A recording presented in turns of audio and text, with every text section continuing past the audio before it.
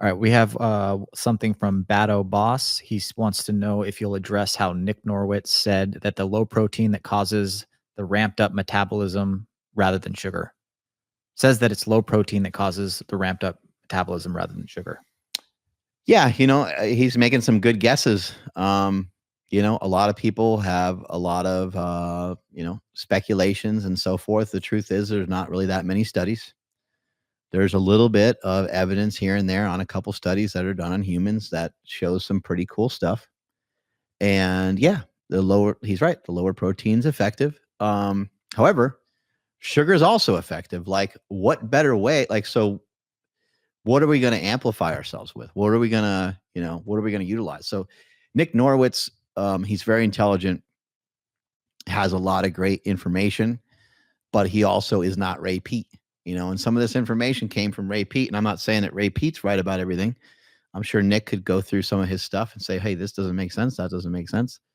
I'm sure he could, but Ray Peat was the one that talked a lot about sugar and talked a lot about fructose. And fructose is very well known. I'm kind of surprised, very short-sighted perhaps of Nick, but I'll be talking with him soon. I'm actually going to Harvard to communicate with him next week, actually. So that should be pretty cool. And we'll get him on the show and stuff like that too. We'll interview him and talk with him more. My understanding is that fructose and sugar has been utilized to help the metabolism for a very, very long time. And I'm not saying that Nick is totally unaware of that, but I think Nick's just building a case for, he likes keto. He's a keto guy, and he feels that he needs keto for his body and for the different things that he, I think, has suffered from in the past. And so he's going to stick to that, and that's cool. And if he finds things that helps to promote keto, then I'm good with that, because keto can be great. One thing I would say is, like, some of the information, though, also sometimes hard to extrapolate from study, because, like, I think the studies have, like, they have a way in some studies sometimes, especially on mice, I think, they're able to make the mice like a very particular way. And he might be talking about a human study. I'm not even sure, but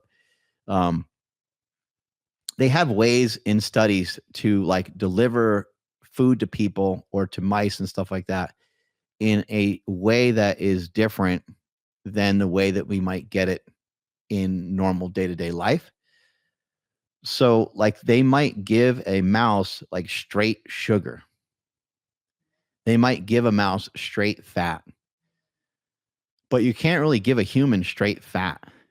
You know what I mean? Like, even slices of bacon have, like, protein in them. Even things that are really fatty have some protein. Even like heavy cream. There was someone that reached out to me that's eating, like, this absurd amount of fat. They're like 80% or something like that, 90%, but you can't really get any higher than that. And sometimes in some of these studies, sometimes that is the case, where the mouse is at, like, it literally has like 99 or 98% fat. It's kind of hard to get to those numbers, being a human being, and also being somebody that, like, is on a ketogenic diet. You're going to be getting some protein in there. So the bummer would be, let's say you're keto, right? And let's say you eat 4-to-1 ratio protein to fat. If you're trying to keep your protein down below a certain amount, that just means you're not going to be able to eat anything. Like, you're going to eat like a tiny little, like, fucking ribeye or something with butter on it. And then that's going to be like your meal. That's going to suck. That's going to totally and completely suck. I'd rather do what we're doing by blasting sugar. Now, if Nick wants to come up with a diet that he thinks is awesome, that can really help people, that can rival sugar fasting, that would be awesome. Imagine if Nick created a keto fasting or something, right?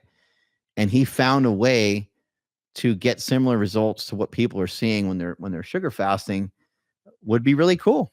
And I think a keto diet does have a lot of success. However, it could be super limiting, because how much food can you really eat? If your protein needs to be limited, and protein and fat come together in nature, Like, I just don't understand how you can't really do anything with that. The advantage here is that we're able to knock out 2 macronutrients while still consuming a lot of food. There's the only other way to do that, I think, is to do it through protein. You know, pretty much just having absurdly lean sources of protein, and that can work, but that is a very difficult diet to manage. I guess if you sprinkled in carbs with like high protein and very, very low fat, but even your luck runs out with that too. I mean, your luck runs out, I guess, with almost any dietary intervention if you do it for too long. But anyway, the sugar fasting is dope and it's here to stay. And I think a lot of people are trying to figure out ways to,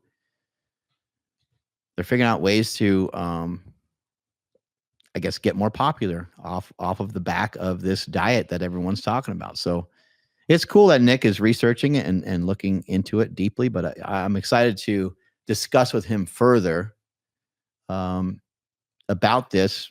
And I think it's cool that like FGF21 gets revved up from fat and stuff like that too. But again, remember, I'm not resting my hat on any science of anything because I think it's too early to do that. I don't think there's enough studies. There's not enough information out there.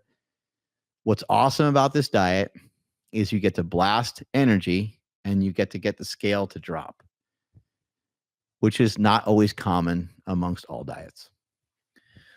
Mr. Quizzy says, am I supposed to eat maintenance calories on a fast? My maintenance is 3,000. I'm at about 1,500 right now. I would not try to count calories. And if you were to count calories, the main thing that I would look for is to try to intentionally be in a caloric surplus for a little bit. Just by maybe like 500 calories. I did see there was a guy on Instagram. He did like a week and he did like 4,000 calories of sugar fasting. And he didn't end up losing weight. I think he gained like a pound or something. But he did say he liked it and he liked doing it. What's interesting about that is he was like 1,500 calories above what he would normally do. And he only gained like a pound. So that's kind of fascinating.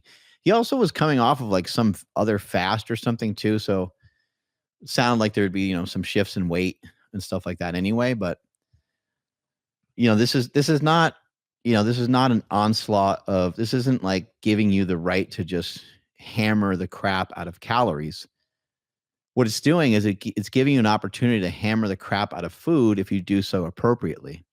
If you utilize what I've talked about in the past, utilizing volume and density and using the two at the right moment, like density, sometimes you want something that's quick. You want quick energy. And then you want to go to the gym and you don't want density because you're going to train. So maybe that's when you throw down a little bit of juice about a half hour before a workout or an hour before a workout or something like that.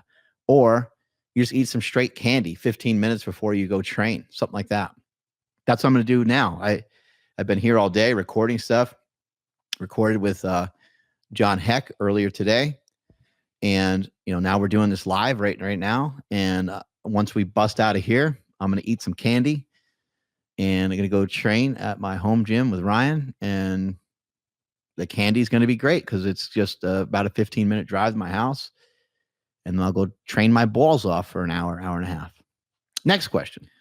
Odd Nilsson says, if I want to build some muscle and use this diet, how would I do it? Sugar fast some days and animal based some days? This is great because you're bringing up a great point. And this is something that I really wanted to hammer home here is having some bodybuilding days. What's a bodybuilding day? Look, if you're going to be a bodybuilder, if you want to be a bodybuilder, if you want to be kind of jacked and build a good body and have some good muscle hypertrophy, why not act like the people that are best in the world at doing it? Bodybuilders. No one even comes close to being able to have the muscle mass and the leanness of a bodybuilder. They're even exponentially greater than some of the greatest athletes that we've ever seen in terms of being able to have a lot of muscle despite not having much body fat at all. What's a bodybuilding day? What's a day look like for Chris Bumstead, right? Well, a day for Chris Bumstead includes some cardio, right? When he's competing, I know he retired, but when he was competing, right? A little bit of cardio, maybe just say, I don't know, 30 minutes, since we're not actually trying to be exactly like Chris Bumstead. 30 minutes of cardio, a good bodybuilding training session where you're hammering some really good sets with good volume and intensity. And you are, brushing up against some failure, muscular failure on a couple sets. And then also, if we're going to want to look like a bodybuilder, we can't just train like a bodybuilder and work out like a bodybuilder, but we also have to eat like a bodybuilder. So that would be a day where you maybe are sugar fasting just for let's say you're just sugar fasting, for the first meal, and then you go and you train. And when you're done working out, that's when you start to get your protein in and your starch. And just do that the rest of the day. That's meal number 2, meal number 3, 4, 5, maybe even have a 6th meal like a bodybuilder, and have all the meals be, lean meat and maybe a starch or vegetable. If you want to trail that off as the day goes on and switch to, more like lean meat and vegetables because you're still trying to be lean and lose weight, that would be effective. And then maybe end the day with some fruit, something like that. Or you can also position the lean meat and the starch whenever you're done with your workout. But ideally, if you're done with the workout in the morning, you have the lean meat and starch post-workout, and then the rest of the day, you just switch back to kind of sugar fasting. And you try to end the day with something light, like something that's not real dense in terms of calories.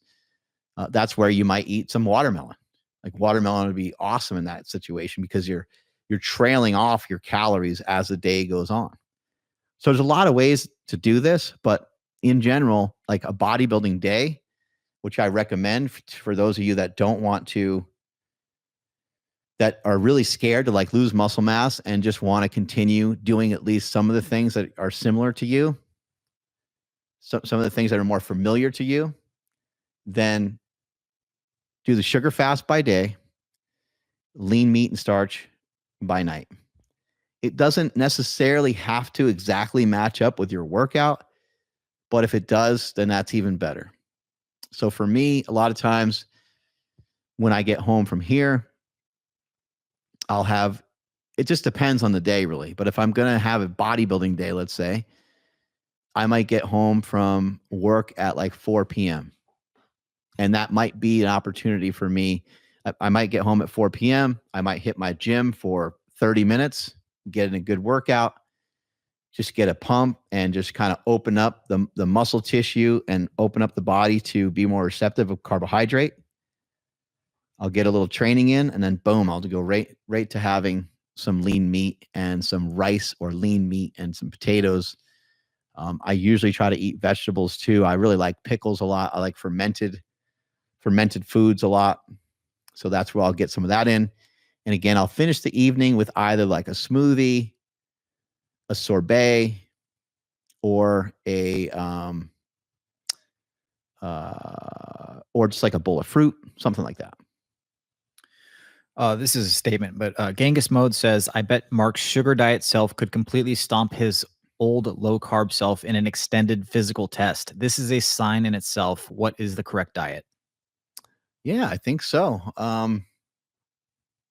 Yeah, I mean, on keto, it was just, it was definitely a little harder to do stuff for sure. And I think, Andy Triana, Superbrain, he mentioned on the show how connected adrenaline and low carb is and how connected coffee is with low carb.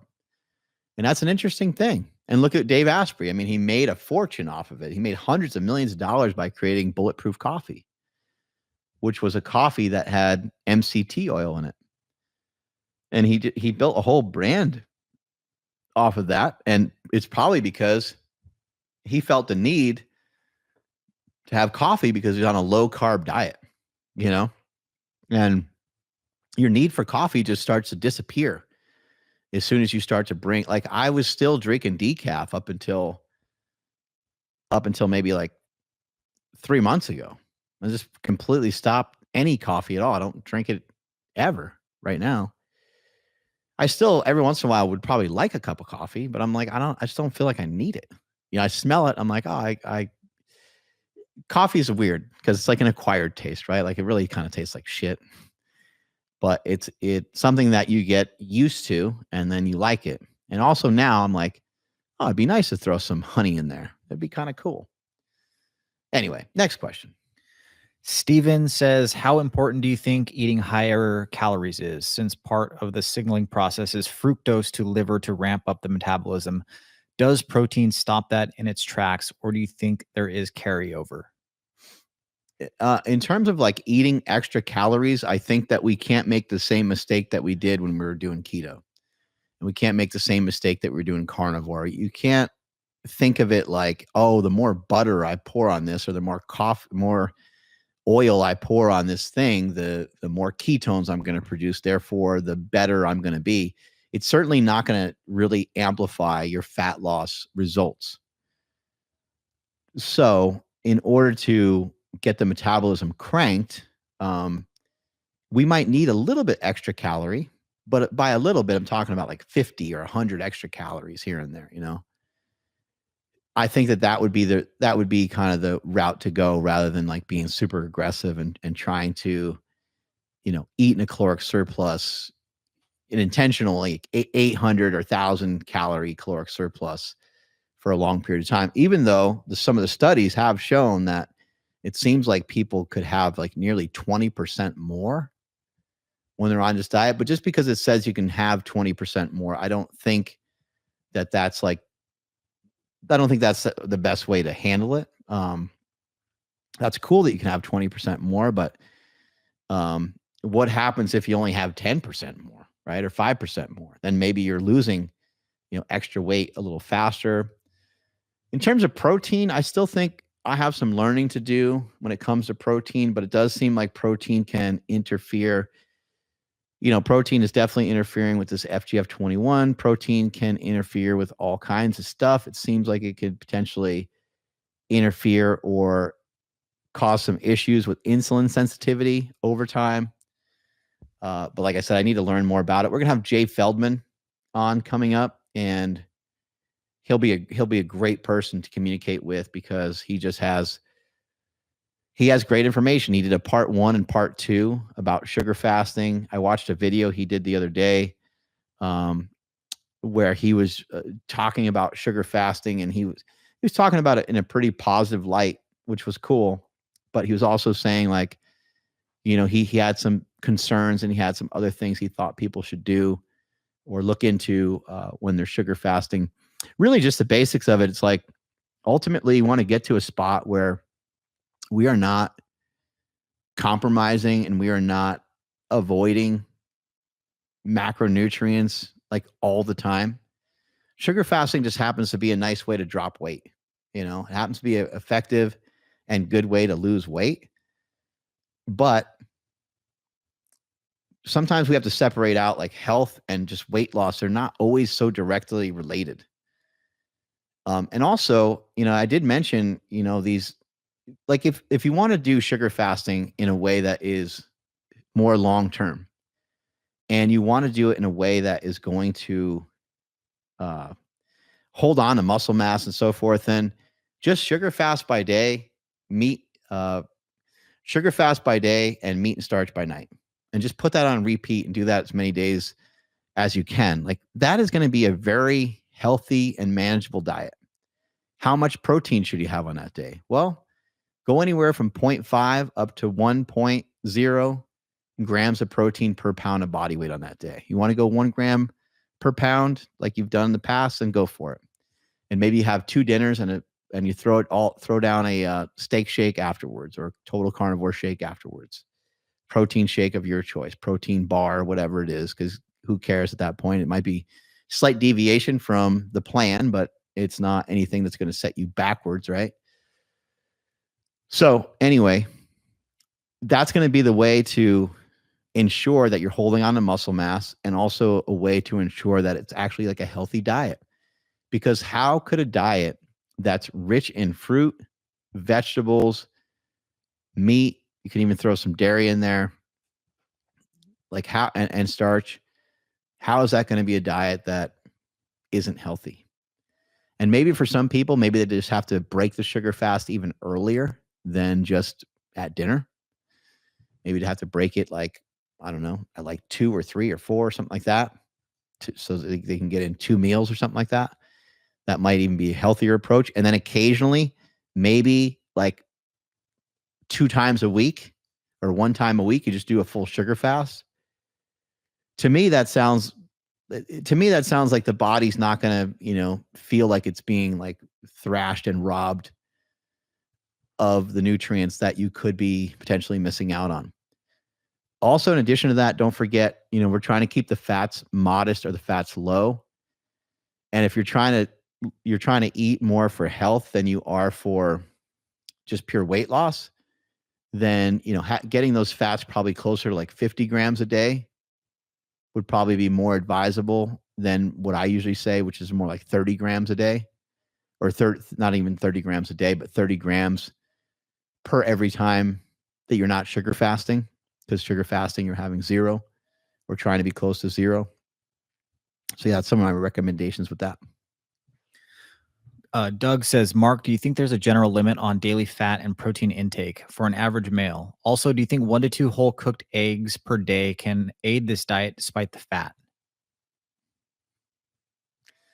Yeah, the fat and the protein in the egg, would be something that you would want to try to keep separate from the sugar. Just again, because you're breaking the sugar diet with the protein and with the fat. Eggs are awesome because eggs have choline in them. So you're going to have a huge advantage by having that. So if you have 1 or 2 eggs in the evening, or if you're doing your protein and starch in the morning, because you can do that too. You can do protein and starch in the morning, and then you can basically sugar fast the rest of the day. And that's another route you could go potentially. But you're trying to use your sleep cycle as a barrier. You know what I mean? You're trying to basically sleep it off. You're trying to sleep off that protein and that carbohydrate, or mainly the protein that you ate. You're trying to sleep it off. You have that 8-hour window, right? But potentially you could also have your meat and starch early in the day, maybe take like a 5 or 6 hour like intermittent fast, and then get back to your fruits and kind of finish out the day that way. But eggs are awesome. I don't want to discourage people to eat eggs. Eggs are great. And they can fit into this diet. It's just you need to put them in the appropriate spot. I think there was another part of that question too, and I missed it. The other part of the question was, I know he said eggs. Oh, fat and protein recommendations. Yeah, so I think, again, like if you're trying to lose weight, I think it's hard to gain body fat if you eat around 50 grams of fat a day. So that's like a decent starting point, I think, for most people, is around there. And then in terms of lower end of protein, half your body weight in grams of protein, I think is like a decent number. Like that's a number that your body should still flourish off of. You still should be pretty good on that. But if you're not eating protein, if you're eating protein every day, then you don't necessarily need to have 1 gram per pound. If you're starting to eat protein every other day, you still probably don't need 1 gram per pound, but that's when you would like to be probably closer to that, because we're looking at protein over the course of the week. So someone that's 200 pounds, we used to say like, hey, 1 gram per pound. So that would mean that person would have 200 grams of protein every day, which would be like 1,400 grams of protein for the week. Now, what I'm saying is, I think that protein amount could be more like half of that. Could be more like 700. So if you have 2 or 3 days out of the week where you're not consuming hardly any protein, remember there is some protein in fruit, but it's not a lot, then that's something else to kind of keep in mind. So, I mean, there's a lot of different ways of doing this, and they're keeping your protein really low. The advantage that it has is that it makes keeping your fat lower easier. But sometimes just eating for eating's sake is important. And so if you're going to overeat every once in a while on protein, I don't think it's a big deal. Again, the sugar fasting days are going to be the days that reset you, and those are going to be the days that are going to orient you towards weight loss. The other days are days where you are trying to go after nutrients. You are not necessarily trying to gain weight on those days, though, either. You don't want those days that you're not sugar fasting. You don't want them to be detrimental. You actually want them to be productive. And sometimes if you get it right, you should actually lose weight after one of those days, or be a very similar weight when you do a day that's not sugar fasting. So, because remember, look, protein and fat and stuff, none of these things are things that actually make us fat. Let's not forget, the thing that makes us fat is overconsumption. Just eating too much, period. It's easier to be fat when you overeat fat. I've said this before. If you snap your fingers and everyone's total fat for the day was like 50 grams over the last 5 days, as you wave this magic wand that had this ability to do that, you would see people lose drastic amounts of weight. Just drastic amounts of weight with that one change. Now, there could be some poor health outcomes from that, perhaps. I don't know. But more than likely, mostly positive health outcomes, since people lost fat. Losing fat is very high up on the food chain of things that are healthy for you to do.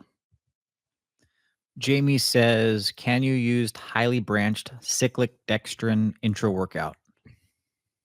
I think you could, but I think the origin of that is a starch. But I don't see why you couldn't eat that. Also, I did talk this morning a little bit with John Heck about mixing carbohydrates. And I think from a bodybuilding perspective, that makes a lot of sense. And I know Joe English recommends that with his chocolate frosted flakes post-workout with rice, which was amazing, by the way. And so there could be a good reason to occasionally mix stuff. So you could maybe have your cyclic dextrins and maybe eat some candy like during your workout if you wanted to. I just think, sometimes we got to get past some of these things though, because like sometimes, somebody's like swilling down these like cyclic dextrins and like 25% body fat or 20% body fat. And you're like, well, I used to take a lot of pride in like, these intra-workout shakes and stuff. And I went years and years and years. I went decades, always making sure I had my intra-workout drink. I think it helped a little bit, but nothing helps better than just good nutrition, period. Just good nutrition outside of your training session is superior to like you just drinking a shake during your workout.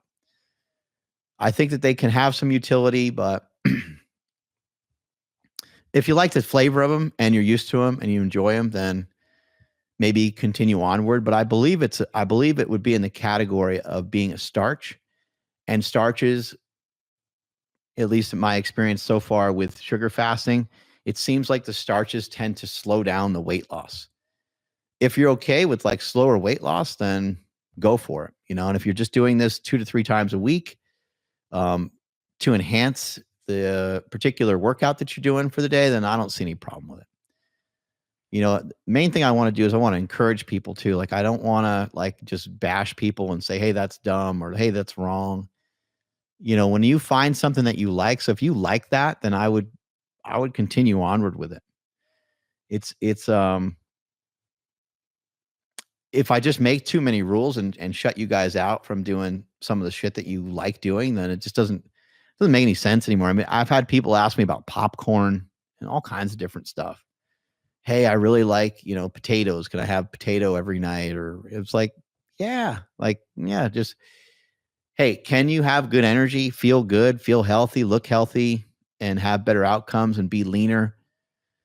Can you get the scale to go down? Like that's, if you're doing all that or you're heading in the right direction on all that, then then amen, and just keep it cranking. Next question. Stags says, I've been doing this for a few weeks, but I've been gaining weight. My last blood test indicates I have mild fatty liver. How do I reduce fatty liver for this diet to work optimally? I think if you listen to Amplified Vitality, the video that we just did with him, you would want to look into getting some choline. He mentioned TMG, choline, TMG, and TUDCA. TUDCA is TUDCA. It's a supplement. You want to look into that. That stuff will help your liver tremendously. An egg yolks or just a whole egg here and there will help fatty liver. And then also just decreasing the amount of fat that you consume will also assist with fatty liver.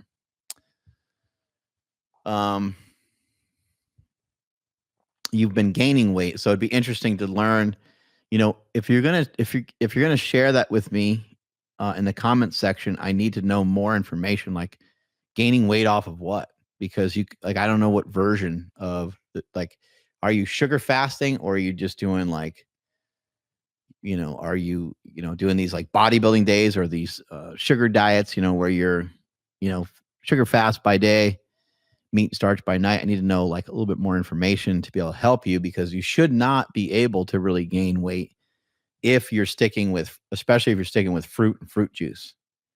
Like, just everyone just needs to remember that. So even regardless of what this guy's actually doing, just anyone that's having trouble losing weight or anyone that's gaining weight, fruit and fruit juice, fruit and fruit juice. How many times a day? I don't know.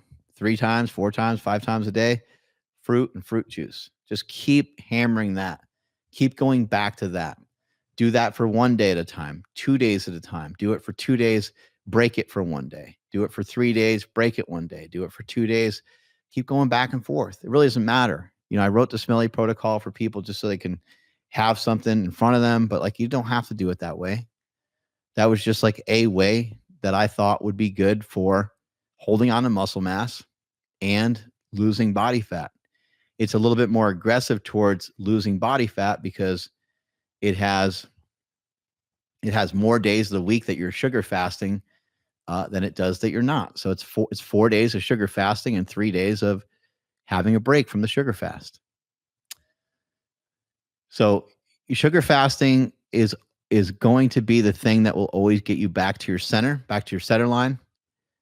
And for those of you that are really struggling with weight loss, remember, not just like cutting out candy, but you might have to ditch the honey. You might have to ditch the maple syrup. Like, maybe you're going a little too ham somewhere. There's always the potential you're not eating enough. But I would say if you gained weight, then that's probably not the case. If your weight was just stuck, then I would say maybe you're not eating enough. But remember, we don't have to eat extra to make this diet work extra more betterist, right? All right, last question for the day. What do we got? Let's see here. We got a super chat. It says, coming from on a 4-to-1 fat ketogenic carnivore, I'm trying to build muscle. Do you suggest rice or fruit as a way of adding carbs and keep GI issues at bay? That's from Sherry. Yeah, that's cool that you're coming from that keto base. Those are awesome diets. When you do a ketogenic diet the right way, it feels pretty awesome. Rice is awesome. It's rare for people to have digestive issues with rice. That's not a bad place to start. One thing I probably haven't mentioned is that starch can help with glucose regulation, with your blood glucose regulation. So for people that maybe have been blasting, sugary stuff or simple sugars, and they've been not feeling so great, you might want to integrate just like a little bit of rice here and there with some stuff, or some sort of starchy something or other. Rice cakes come to mind, because like a rice cake and some honey is actually like just super delicious and easy to consume, lightweight, doesn't hurt your stomach. So you could eat like a couple rice cakes with some honey on it. You're still getting some good sugar in there. And if you still wanted a little bit more food afterwards, you could have like, a fruit bowl or a couple pieces of fruit, some blueberries or something like that. And that would be a great That'd be a great meal. So you bring up some great points. That's something I didn't think about that much when it comes to digestion, but you're right. Rice is very simple to digest, so it's not a bad base. I would say, again, I just want to encourage people. So run it, run it, give it a shot, give me the feedback, let me know what's happening. So then if you're having good results, I can share that out with other people. Oftentimes what can happen with some of the starches, though, they get to be a little easier to overeat. And because of that, sometimes it's a little harder to have the weight loss. Again, it's important to note that, even though people are having fast weight loss results on this diet, which I love, it's cool. We want to have controlled weight loss. We want to have weight loss that is like more permanent. And we want to be careful. Like for myself, I've mentioned, hey, I weighed 203, but then I also skyrocketed my weight back up to like 217 and different things like that. And that's basically just to try to share information with you guys. For myself, I don't get thrown off by that, but I know a lot of you guys and girls would. That doesn't throw me off my trail. It doesn't throw me off track. That doesn't make me not do the diet. Other people will give up on their diet when they see something like that happen. But for me, I just knew that it was the starch that I had, which just isn't a big deal because I'm not going to eat the starch every day. I'm just going to go back to the sugar fast.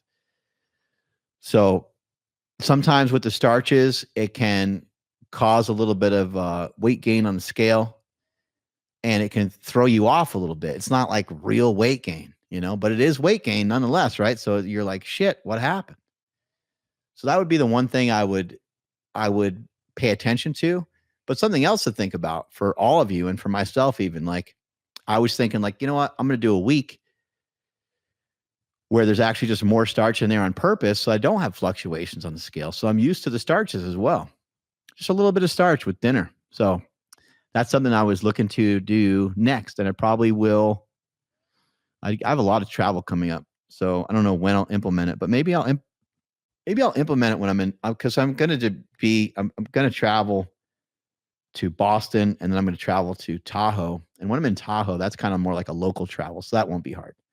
That'll be actually a little easier, and it'll be easier from a food perspective for sure. So that's where I can kind of tamper with this idea of just keeping starch in there a little bit more throughout the day. That's where this diet started for me, because I just didn't know what I was doing.